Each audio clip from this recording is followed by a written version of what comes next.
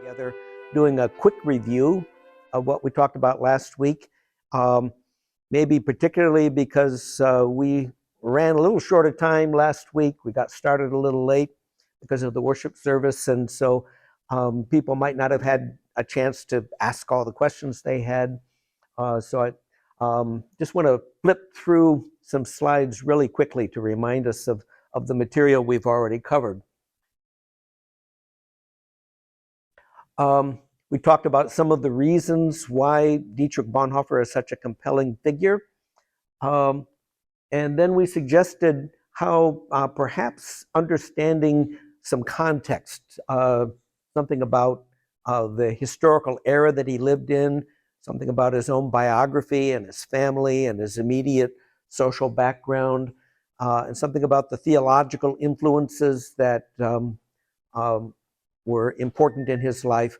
All of those might help us have a more three-dimensional picture of Bonhoeffer. We kind of proposed a way of periodizing Bonhoeffer's life in his career.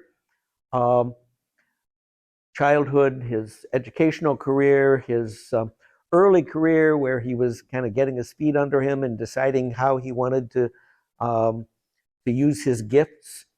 And then the 6-year period from 1933 to 39 that he was very active in the confessing church as it attempted to resist Nazification, essentially, right? Resist being aligned with the whole Nazi ideology and program. And then finally, the last 6 years, during which he became involved in the conspiracy to overthrow Hitler, and was eventually in 1943 arrested and then executed in 1945, just before the end of the war. Talked a little bit about his parents and the way in which Bonhoeffer really represented a kind of blend of two very powerful forces within German society. The educated professional bourgeoisie, represented by his father, and the landed aristocracy, represented by his mother. We talked a little bit about his family, his 7 siblings, who were so important to him throughout his life. He was very much a family guy. He lived his whole life really in very close connection with his family, his siblings and their spouses, and his nieces and nephews and so forth. Very important to him. And the neighborhood where he grew up, the upper middle class neighborhood of Grunewald in Berlin, which was culturally a very rich neighborhood that gave Bonhoeffer lots of resources as he was growing up and developing his ideas and his sense of identity. We talked a little bit about fin de siècle Germany at the end of the 19th century era, the optimism and imperialism and nationalism and militarism which characterized that period, and which was eventually going to culminate, of course, in the Great War, which turned into a real catastrophe for Germany, and ended with the overthrow of the monarchy, the institution of the Weimar Republic, and Germany's subjection to the terms of the Treaty of Versailles. The Weimar Republic never really got its feet under it, you might say. During the 1920s, it had to deal with a lot of economic crisis, hyperinflation, mass unemployment, political polarization, and all of that gave rise to growing anti-Semitism within German society, the desire, in a sense, to find a scapegoat, to find someone to blame for the collapse, in a sense, in Germany's own self-image. And the stab in the back myth, the idea that Germany hadn't really lost the war, certainly not militarily on the field. They would say that they were instead betrayed by forces within German society. And the tendency to point the finger at the Jews, however irrationally. There was never really any good evidence for that, but As I think we've all seen in society, you don't always need good evidence if there's something you want to believe. You'll believe it anyway. And lots of people in German society wanted someone to blame. And then we talked a little bit about the rise of Adolf Hitler and the Nazis, and the way in which from 1933 on they were going to be attempting to align the entire society and every institution within society, education, entertainment, sports, journalism, you name it. Everything had to be aligned with Nazi ideology, and that was going to have huge implications for the church, because Hitler basically said, the church too, right? I want the church teaching, the loyalty to the Führer. That's me, by the way, Hitler would say, right? I want the church echoing Nazi ideology and Nazi anti-Semitism. And then the question, of course, for the church is, are we going to go along with that? Then we talked a little bit about Bonhoeffer's own training as a theologian and as a pastor. And a lot of that was academic training. When he was 21, he had completed his doctoral dissertation and all of his academic training for ministry. But the church basically said, yeah, we're not going to ordain a 21-year-old kid, with no significant pastoral experience. You're going to have to mark time a little bit and hopefully get some experience under your belt. We'll talk a little bit about the way today, the way Bonhoeffer got some of that experience and how that tended to shape him. Meanwhile, we discussed some of the theological influences on Bonhoeffer, his encounter with Luther, and particularly with the tendency at the University of Berlin to kind of reinterpret the founder of the tradition, in a sense, and to say that we need to read Luther anew, because he isn't always saying what we think after 400 years that he was saying. And most of his teachers would have identified with liberal Protestantism, with its emphasis on trying to make Christianity relevant to modern society, and that meant for them updating or reinterpreting or sometimes even discarding Christian doctrines that just didn't seem to make sense anymore in the modern world. Where at the same time, Bonhoeffer was affected by a very seemingly contradictory current, the ideas of Karl Barth, who basically said, I think liberal theology has failed. It certainly failed to put up any serious resistance to the war in Germany, and something is very wrong with it, and therefore we need to somehow recover the classic doctrines of the Reformation and reinterpret those for our own era. And then we said that this week we were going to talk particularly about some of the ideas in Bonhoeffer's doctoral dissertation, which was on the doctrine of the church. It was entitled Sanctorum Communio, which is a phrase, of course, from the Apostles' Creed, the communion of the saints. And we're also going to talk about a pastoral treatise that Bonhoeffer wrote in about 11 years after he wrote his doctoral dissertation, which was going to in a sense, show some of the concrete implications of those ideas for the creation of Christian community. The title of or the subtitle of the chapter in Bonhoeffer for Armchair Theologians takes a phrase from Sanctorum Communio, Christ existing as community. And the picture that I've chosen to illustrate that is a very interesting picture. It's a picture of Bonhoeffer with some teenage boys out in the country. These were adolescent boys from a confirmation class that Bonhoeffer was asked to take over from the pastor who had been leading it in 1931. The pastor who had been leading it had not been successful in leading that class. the class was totally out of control. Bonhoeffer recalls that the first day he went to the class with the this older pastor, and he could hear already going up the stairs to the classroom noise, just total chaos. And when the pastor walked into the class, he attempted to silence the class. They just ignored him. Eventually, he just kind of turned to Bonhoeffer and said, "It's yours now," and he walked out. And interestingly, and we'll get back to maybe some of the reasons for this later on, Bonhoeffer did not attempt to impose his will on the class, in a sense. He simply sat at the front of the class, leaned against the desk, and then very gradually he began to talk rather softly, and was telling the boys some stories about his experiences, which were fairly recent, in America. And we'll talk about his American experiences, his experience at Union Theological Seminary in New York and at Abyssinian Baptist Church in Harlem.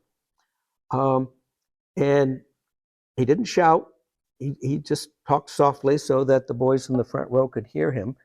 And then gradually the boys in the front row were kind of shushing everybody else and saying, we want to hear what he's saying here.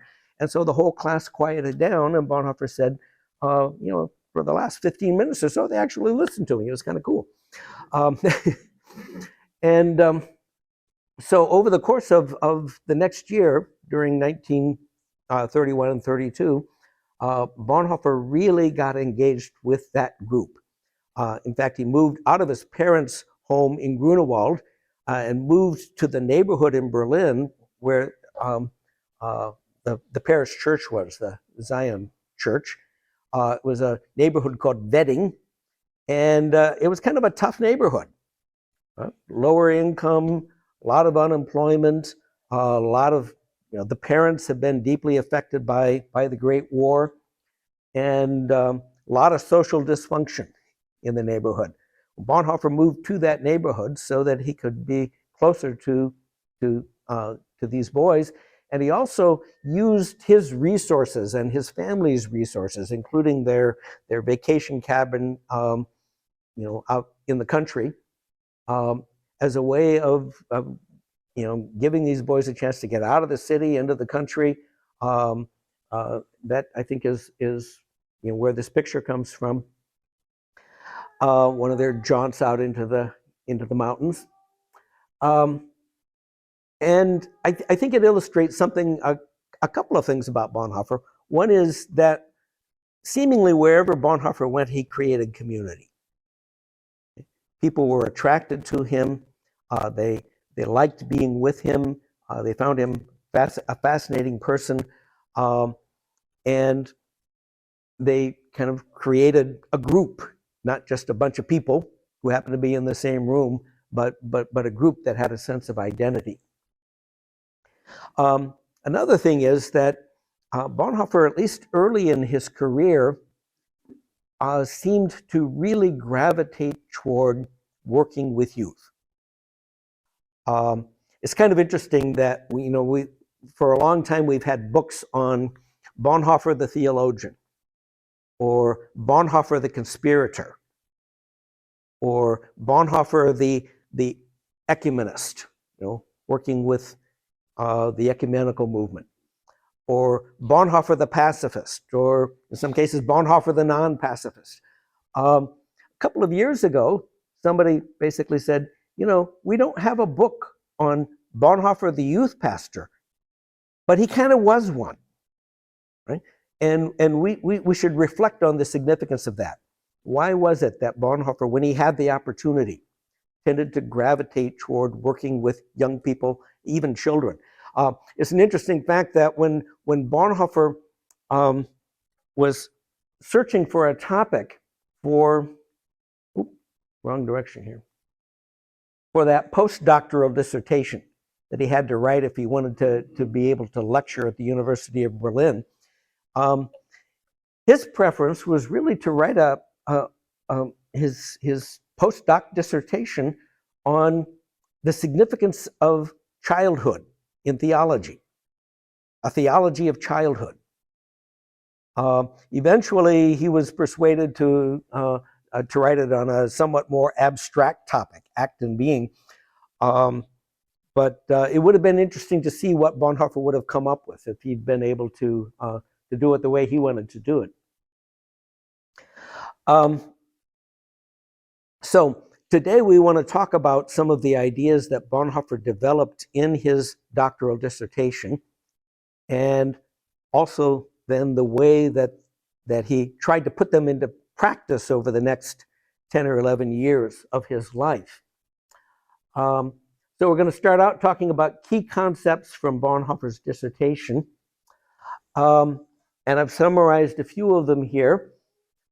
Throughout that dissertation, you get a sense that Bonhoeffer has a sense of who we are as human beings that is, well, the technical term is intersubjective. I suppose we could say that is very social. Okay? Human beings don't exist as monads who then maybe have relationships with each other. Human beings only exist as social beings, Bonhoeffer would say. Sociality, relationship is essential to who we are. We're not really persons until we're in relationship with other persons. Bonhoeffer used some language that was very familiar in the 1920s. A lot of us identify it with Martin Buber, the great Jewish theologian and philosopher who wrote a book called I and Thou. But Buber was really using language that was used widely within that context in distinguishing two kinds of relationships that people might have. We can relate to other people as objects, in a sense, as its, in which, in a sense, we kind of try to control them or manipulate them, or we can relate to them as persons, as others, other persons. And that's the I-you or I-thou relationship. Another possibility would be that we could relate to people as if they were just kind of replicas of ourselves, right? That proceeds on the assumption that my ego, my sense of self, is determinative, and other people are kind of just like me. Bonhoeffer doesn't really like that. He says we have to recognize that the other person really represents a boundary. It's not just a replica of myself. So I have to, in a sense, be sensitive to the uniqueness and the difference of each individual. And in relating to them, to, in a sense, respect their individuality. Another way of putting that would be to say that the other represents an ethical claim on me, a moral claim on me. And Bonhoeffer used a term that might seem odd at first sight. He used the term responsibility to talk about that. But if you break that term responsibility down, it really means the ability to respond to the claim represented by the other on my attention, on my concern, on my love. In German, the term responsibility is Verantwortung. And that, in a sense, contains the term Antwort, which is answer. Right? So to be responsible is to be answerable, to be able to answer the claim that other person represents for me.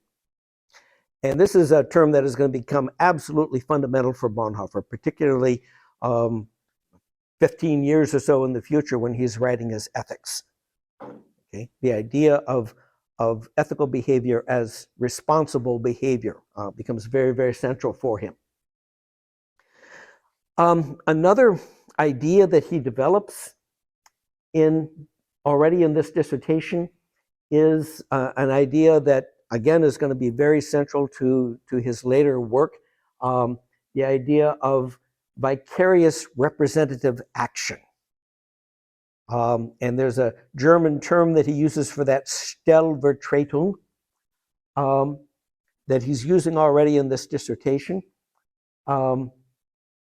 And he particularly thinks that from a Christian theological point of view, we need to understand the work of Christ as always and totally Stellvertretung, vicarious representative action. The paradigm, of course, is the cross. But we should, in a sense, expand our notion of the vicarious representative action of Christ to include his entire work here on earth, his entire life here on earth. We should try to understand, the significance of Christ under that rubric, if you will, under that concept of vicarious representative action.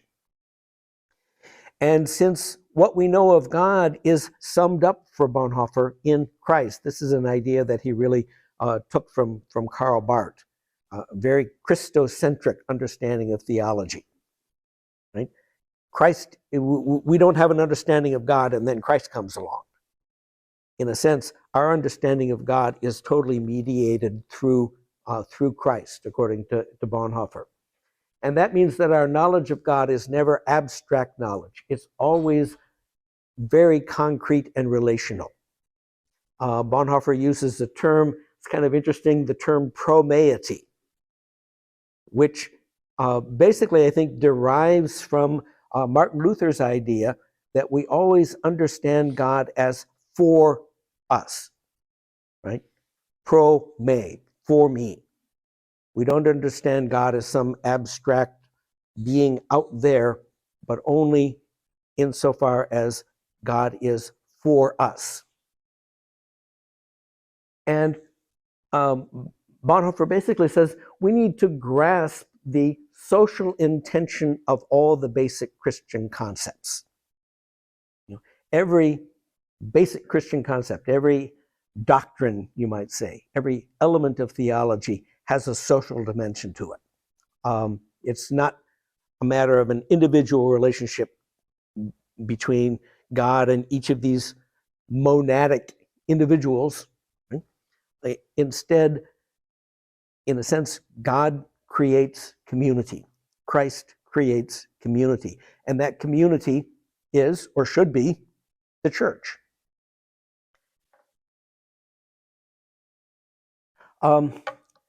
The type is a little small here, so I'll read it out loud. This is a quotation from his doctoral dissertation, which I described it as dissertation-y last week, and a lot of it is pretty abstract, but every once in a while, Bonhoeffer gets concrete. Right? He kind of gets very, very specific. And this is one of those places. This being for each other must now be actualized, he says, through acts of love.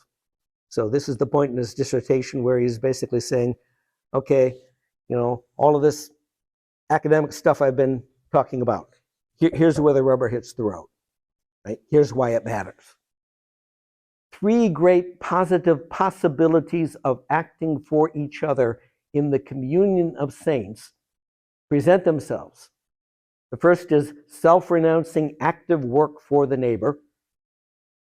The second is intercessory prayer. And the third is the mutual forgiveness of sins in God's name. All of these involve giving up the self for my neighbor's benefit, with the readiness to do and bear everything in the neighbor's place. Indeed, if necessary, to sacrifice myself, standing as a substitute for my neighbor. Once again, that idea of vicarious representative action. So our actions toward our neighbor, and first of all, and specifically our neighbor in the church, but eventually Bonhoeffer is going to say that that's more general than just that, need to somehow mirror that vicarious representative action of Christ. Okay? even if a purely vicarious action is rarely actualized, at least by us, you might say, it's actualized obviously by Christ, we're only going to maybe do that in a very fragmentary and partial way, right? But Bonhoeffer says, it is intended in every genuine action of love.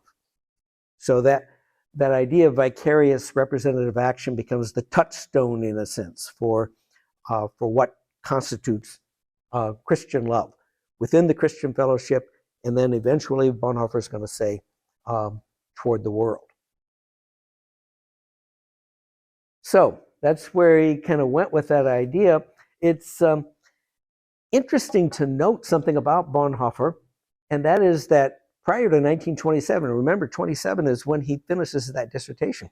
Prior to that, Bonhoeffer had relatively little actual experience of church life. The Bonhoeffer family was not really a church-going family. His father wasn't really a believer. He wasn't hostile toward Christianity. He just said, I don't really get it. His mother was, but just as she didn't really trust the schools to educate her children, she didn't really trust the church to give them their religious education. So they got their religious education more at home than in church. So you might say that the dissertation that Bonhoeffer wrote on the doctrine of the church was more aspirational than experiential. Okay? It's kind of saying, I've got a hunch about the church.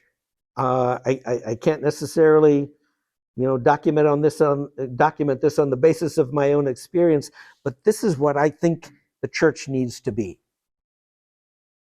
And so we're going to see how some 11 years later in life together, he's going to be reflecting on his concrete experience of the church's life. So what I want to do next is to fill in some of the gaps during that 11-year period and see how Bonhoeffer was actually experiencing the concrete life of the church. I'll stop here and say, any questions so far?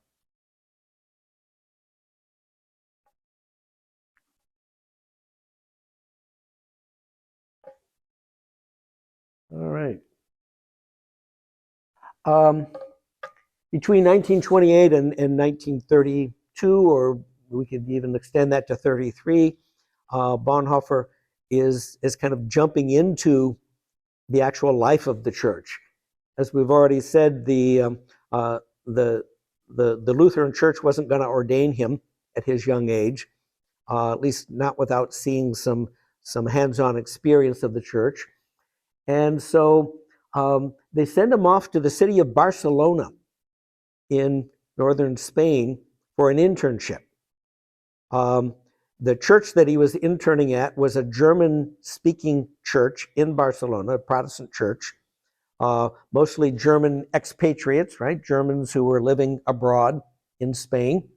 Some of them business people, others just kind of people who showed up on the doorstep. Bonhoeffer said there was a German circus in Spain, and there were refugees from the circus, people who got fired maybe, or just kind of left the circus, and they would tend to congregate in the church as well. So it was a pretty diverse group of people. And there was a pastor for that church. Bonhoeffer was basically his assistant pastor for that year. Then in 1930 and 31, he traveled again, this time to the United States, to New York City, to Manhattan specifically, to do a kind of postdoc year at Union Theological Seminary, and to get to know American life a little bit. Bonhoeffer, you may have picked up from the book, was someone who loved travel. Give him the opportunity to go someplace new, to meet new people, to experience a new culture. He was all over that. Right? So when this opportunity arose, he really grabbed it. And while he was there, the church that he became most involved with was the Abyssinian Baptist Church in Harlem. One of his friends and colleagues at Union Theological Seminary was an African-American pastor named Frank Fisher, and Fisher kind of took him to Harlem and to this church, which was kind of one of the flagship churches in Harlem. Its pastor was Adam Clayton Powell Sr. That name, Adam Clayton Powell, may ring a bell for some of you. His son was going to become a congressman, an important political figure in the 1950s and 60s and 70s. But anyway, both in Barcelona and in Harlem, Bonhoeffer tended once again to gravitate to youth work, to want to work with young people. And then again, when he came back to Berlin, at Zionskirche in Wedding, again, he's working with youth. But at the same time, he's getting involved in the nascent, the ecumenical movement that's just kind of coming into existence within Protestantism. And he works particularly with an organization called the World Alliance for Promoting Friendship Through the Churches, which was a name that probably drove Bonhoeffer crazy, because it suggested that the church was a means to an end instead of, its own purpose. But at any rate, that's what was made available to him, and he very quickly became an important figure within that movement, kind of a gadfly figure, a leader to be sure, but also someone who was always kind of challenging the ecumenical movement. We need to think about what it means to be the church, and we need to think about what it means to be the church together with all of our differences, with all of our diversity, and with all of our history of tension and conflict. How can we be the church, and how can we, in a sense, represent some kind of united witness to the world?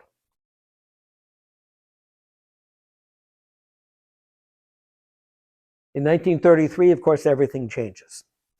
And Bonhoeffer quickly becomes involved, after Hitler's rise to power, in the Kirchenkampf, the church struggle in Germany, whereby at least some leaders within the church are kind of digging their heels in and saying, we are not going to allow the church to be taken over by Hitler and by the Nazis, and in particular by the representatives of a movement that we mentioned briefly, I think, last week, the German Christian faith movement, sometimes simply referred to as the German Christians, which is a little confusing because it sounds like you're talking about all German Christians. But the German Christian faith movement was a movement which basically said, in order for the church to be relevant in German life, it has to become a German church. And that means that we have to, in a sense, exclude people who aren't real Germans. And of course, that was going to mean anyone with Jewish background. And there were lots of people, including some people very close to Bonhoeffer, who had Jewish ancestry. In some cases, their families had been Christian for generations, but because they were not of pure Aryan stock, right, to use the racial terminology of the Nazis, the idea was that they should not have roles of leadership, certainly within the German church. In fact, during 1933, there was a piece of legislation called the Aryan Paragraph that basically said any civil servant within Germany must be of pure Aryan stock. And therefore, anyone with a civil service position. And that meant a lot of people in German society because of the way in which the government controlled education and in a sense, even pastors were considered to be civil servants. Yeah. So that kind of brings up my question of what was the history of the church-state relationship in Germany? Well, it would be a lot easier for Hitler if the church were considered a state institution, to be able to exert control over it versus our system where we have greater separation. Yeah. And up until the Great War, the churches in Germany had considered themselves as state churches in some sense. After the war and under the Weimar Republic, there was an effort to kind of put some distance in place there, and to, in a sense, withdraw from the church some of the privileges that it had enjoyed as a result of that close relationship, that being the established church. A lot of pastors and a lot of church leaders really wanted to restore that close relationship. And so when Hitler came to power, in a sense, what he was offering to the church was, yes, we'll give you power. We will give you influence within society. We'll make you central. But the price is you have to adopt our ideology. Right? You have to be supportive of the regime, of the Führer. And so there was a party within the church who basically said, we don't like that deal. They weren't necessarily always people who were simply saying, we don't like the Nazis. Some of them were rather sympathetic, frankly, to some of the points in the National Socialist program. But they were just saying, we want the church to be the church. We want it to have its independence. And so we're going to resist this attempt to impose an ideology on the church. We could talk more about what was involved with that German Christian ideology. Sometimes it could take a kind of the radical form of saying that Jesus wasn't really Jewish, that he was really the illegitimate son of a Saxon soldier fighting for the Roman Empire or something like that. But this was seriously proposed, right? But even when it didn't take that radical form, the idea was that somehow the church has to find its place within German society in support of, the National Socialist program. So initially, there's a group called the Pastors' Emergency League that emerges to kind of take up the cause of that resistance. Eventually, it's going to be embodied in a wing, you might say, of the German Evangelische Church, Protestant church, that defined itself as the confessing church. The word confession that is behind that really means not to confess your sins so much as to confess the faith, right? To do what we sometimes call profession of faith or confirmation or something like that. That means to say what you believe and to make it perfectly clear, particularly when there is when you perceive that there is a fundamental challenge to the Christian faith. And the leaders of the confessing church, particularly people like Bonhoeffer, who was one of the more radical proponents of that, basically said that to accept something like the Arian clause in the church would be to betray the gospel at a fundamental level. Right? It's not just one of those issues we can agree to disagree about. Some people might prefer one way, some people might prefer the other way, but whichever way, we can live with the result. Bonhoeffer would say, we cannot live with that result. Right? That would be such a fundamental betrayal of the gospel, to say that the gospel is for this group and not for everyone. That we cannot possibly go along with that without ceasing to be the church. Bonhoeffer is eventually going to suggest that to consciously separate yourself from the confessing church in Germany is to separate yourself from the gospel. And a lot of people are going to say, that's just crazy talk. You can't say that. You're alienating people. And Bonhoeffer said, well, if the truth alienates people, so be it. We just got to deal with the fact that we are presented with an issue here on which we cannot compromise. The enthusiasm with which many Germans responded to Hitler's assumption of power preceded the jobs. And so I think something else was going on there. I mean, The jobs came later. Now, people might hear the promise of jobs, but they've been hearing that from a lot of politicians. Right? Hitler promised to get Germany back to work again, but who knows whether he'll succeed. But yet he was offering something else, something that people felt that they had right now, even before any job that he had promised them. And that was a restored sense of pride in the nation, a sense that Germany was going to reclaim its proper position of leadership within Europe, and that the traumatic experience of the Great War would be left behind.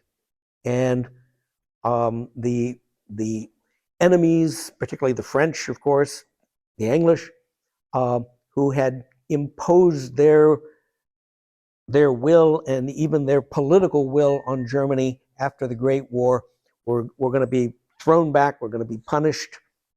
Right? We talked about that revanchist attitude, right? That we're going to get back at the people who have been humiliating us. I think that emotional aspect was as important in some ways as the economic aspect. And the importance of the ideology of the Nazis was as much emotional as it was economic. The church was being asked to join the chorus, right? To join the choir and to say that, Germany is for the Germans, right?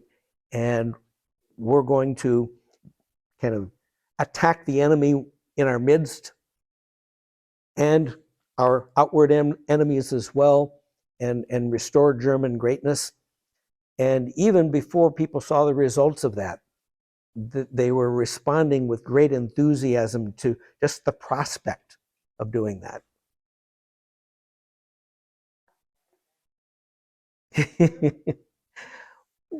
One might. And of course, that's not necessarily to say that all reassertions of national identity are just Nazism in disguise. But yeah, it is something that I think we need to keep in mind when people present themselves as, for example, Christian nationalists.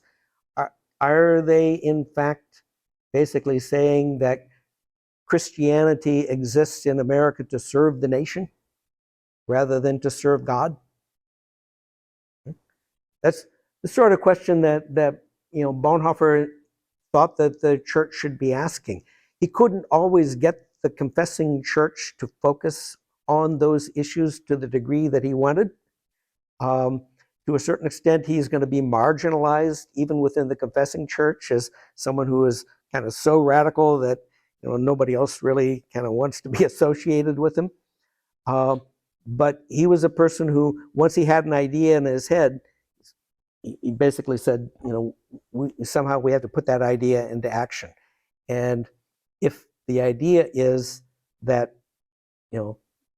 Nazism at its very core is something that is contradictory to, the existence of the proper existence of the church, then we have to follow that idea through to its logical conclusion.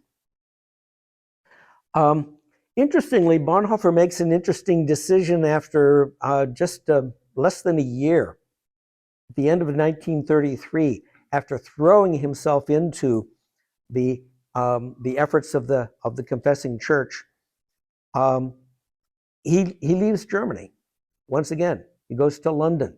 He accepts a pastoral position once again to a German church, a German-speaking Protestant church in London. And a lot of people thought that he was just giving up. He was abandoning ship, so to speak. And to a certain extent, I don't think he was giving up so much as just saying, I got to get some distance here. He'd been so consumed, in a sense, during those early months with the struggle. But once he was in London, he really continued being very active in the cause of the confessing church, and started to build relationships with ecumenical relationships, you might say, with important church leaders in England and in other places that would be supportive of the confessing church. Karl Barth, however, who was himself forced to leave Germany. Karl Barth was Swiss. He had Swiss citizenship, and so once he ran afoul of the Nazis, they could just put him on a train and say, "You're out of here." And so he basically went back to Switzerland and resumed his career in Basel, at the University of Basel. But Barth was rather stern with Bonhoeffer. He wrote to him, and he said, get yourself on a boat and get back here. Right? We need you. And Bonhoeffer basically said, no, I think I'm doing important work where I am. I'll come back when I need to. Well, in 1935, he did return to Germany in order to assume the directorship of what is sometimes called an underground seminary. That is to say, an unofficial seminary to train pastors for the confessing church. Because the German universities and the whole system by which pastors have been trained in the view of the confessing church had been so compromised, so taken over by Nazi ideology, that they could no longer rely on that system to produce pastors for congregations that identified with the confessing church. And so for a couple of years, Bonhoeffer is involved in this underground seminary. It's sometimes called the Finkenwalde Seminary, because that's the place where it eventually settled, although they had to move a few times to kind of stay one step ahead of the Gestapo. And it's in that environment that Bonhoeffer really attempts to put some of his ideas about Christian community into practice. Some of these theoretical ideas that he talked about 8 years before in his dissertation, he now has an opportunity to say, here's some place where we can see whether those ideas have any reality to them. And so sometimes seminarians who showed up at Finkenwalde were in for a surprise. They weren't just here to do a little bit of academic and work in a pastoral internship. They were in for something much more radical. And there was a lot of resistance to it at first among students, but eventually Bonhoeffer's students became a kind of core of really dedicated supporters of the confessing church in Germany. Even after 1937, after the Gestapo had closed down Finkenwalde Seminary, Bonhoeffer and his colleagues attempted to continue that work in a less centralized way, you might say. And so throughout this period, Bonhoeffer is going to have this intense involvement with the church. And he's going to develop his ideas about the church in a much more concrete way. So some key ideas in his book, Life Together. It's a very short book. You can probably read it in an hour or two if you're interested. But he argues that Christians should yearn for community. Christians should want to be in community with other Christians. Being an individual Christian all by yourself is a deep misunderstanding in Bonhoeffer's view of what the Christian life is all about. Even the physical presence of other Christians, Bonhoeffer says, should be precious to a Christian. Because you don't know how long you're going to have that. You can be deprived of it. Now, when Bonhoeffer wrote this in 1937 and 1938, he was aware of the fact that pastors were being arrested. And particularly pastors who had come through Finkenwalde were being arrested. Bonhoeffer himself wasn't really being arrested yet. He had family contacts that kind of insulated him from some of that. But some of the pastors he trained were being arrested and incarcerated. They were being, in a sense, deprived of that opportunity to be in the physical presence of other Christians. So that's a rather poignant moment, especially when you reflect on the fact that a few years later, Bonhoeffer himself is going to have that same experience. Said Christians need other Christians to speak God's word to them. Christianity is not a DIY experience. Right? It's an experience that really requires that we hear and receive from other Christians the gospel message. The whole idea of justification by grace through faith is that we don't generate our own salvation. Our salvation comes to us as a gift from God. And it comes through, as Luther would say, the preaching of the word. But the preaching of the word isn't just what the minister does up there in the pulpit. The preaching of the word can happen in lots of ways within a Christian community as people assure each other in a sense of the forgiveness of sins. Bonhoeffer put an emphasis on confession. In this case, confession of sin. That you should confess your sin to another Christian and receive God's forgiveness from that other Christian. It's not enough to in a sense, confess to God in the privacy of your own prayer. You really need that human relational interaction in order for the experience to become real. One's relationship with others must always be mediated by Christ, he said. And he was very conscious of the danger of violating the boundary of the other, right? Particularly for someone with a powerful personality like Bonhoeffer's. There was always the danger that he could kind of dominate people, and he was very aware of that, and in a sense wanted to guard against that. So he wanted to say our relationships with each other are never just based on personal dynamics. Within the body of Christ, they should always be mediated by Christ. And what that means is sometimes a little hard to get a hold of, but it's an important point that he wanted to make. Community, he said, is a gift to be accepted, not an ideal to be realized. If you come into a community thinking, I know what community is, and I'm going to shape this community up, and they're going to do things my way, you're doing it wrong, says Bonhoeffer. You come into a community saying, thank God for this community. It may not be everything I want it to be. I may not be everything the community wants me to be, but it's a gift of God's grace. Then you're doing it right. So once again, I think he's guarding against his own tendency to want to kind of reshape communities according to his own will. It's a spiritual reality, not an emotional product. A lot of our relationships are emotional, and that's fine, right? Marriage, friendship, parenting, all of those things are in a lot of ways based on emotion. But within the Christian community, we're dealing with a spiritual reality, and we have to maintain that distinction. And finally, he sets up a kind of a dialectic of community and solitude. He famously says in Life Together, whoever cannot be alone should be aware of community. Whoever cannot stand being in community should beware of being alone. So, like a good German, he always has this dialectical idea. You can't separate those two things, right? You need your alone time. You need your community time.